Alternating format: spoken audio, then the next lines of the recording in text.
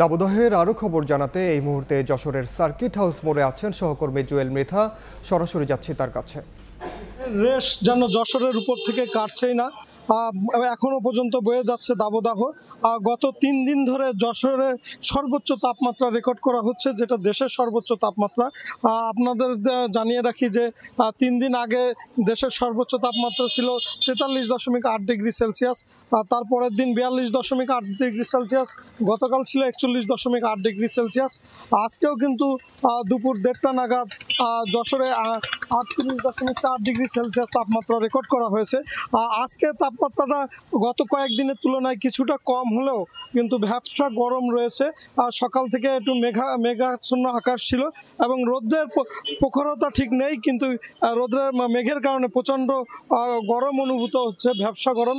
এবং বিশেষ করে শ্রমজীবী মানুষ, খেটে খাওয়া মানুষ যারা সড়কে বের হয়েছেন তারা কিন্তু চরম ভোগান্তিতে আছেন।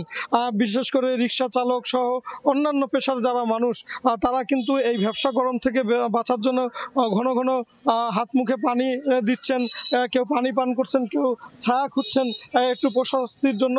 আবার অনেক রিক্সা চালককে দেখা গেছে যে এই তীব্র দাবদাহ থেকে বাঁচার জন্য তারা কিন্তু রিক্সার সামনে ছাতা বেঁধে নিয়েছেন যাতে তাপটা একটু কম লাগে।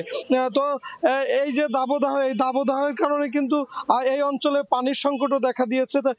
পানির স্তর প্রায় 40 ফিট পর্যন্ত নেমে গিয়েছে এবং হাত টিউবওয়েল বা নলকূপ যেগুলো সেগুলো কিন্তু ঠিক মতো পানি উঠছে না। এর বাইরে যেগুলো সাবমার্সিবল বা অন্যান্য পানি তোলার যন্ত্রগুলো আছে সেগুলো পর্যাপ্ত পরিমাণে পানি উঠছে না, ফলে পানির একটা ক্রাইসিস তৈরি হয়েছে। এবং এই যে গরম, টানা গরমের কারণে কিন্তু বেশ কিছু বৃদ্ধ মানুষ সহ শিশুরা রোগাক্রান্ত হচ্ছে, বিশেষ করে ডায়রিয়া রোগে আক্রান্ত হচ্ছে বেশি। আজকে যশোর জেনারেল হাসপাতালে 30 জন ডায়রিয়া রোগী ভর্তি রয়েছে, মাত্র 5 বেডের বিপরীতে। চিকিৎসকরা বলেছেন যে এই সময় একটু সতর্ক থাকতে হবে, তরল জাতীয় খাবার খেতে হবে। যশোর থেকে আমার কাছে ছিল এই সর্বশেষ। সরাসরি যুক্ত ছিলাম যশোরে।